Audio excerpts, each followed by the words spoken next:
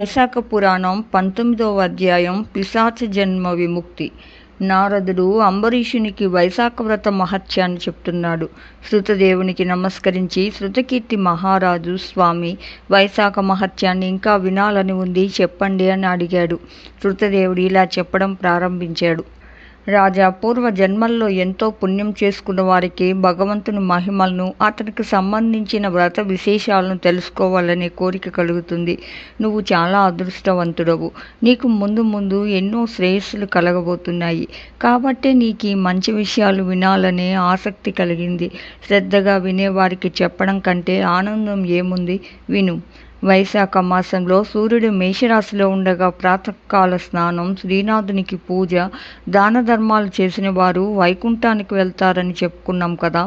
వైశాఖ పురాణం చెప్తుండగా వినగా లౌకిక విషయాల మీద శ్రద్ధతో అటు ఇటు తిరిగేవాడు రౌరవ నరకానికి పోతాడు.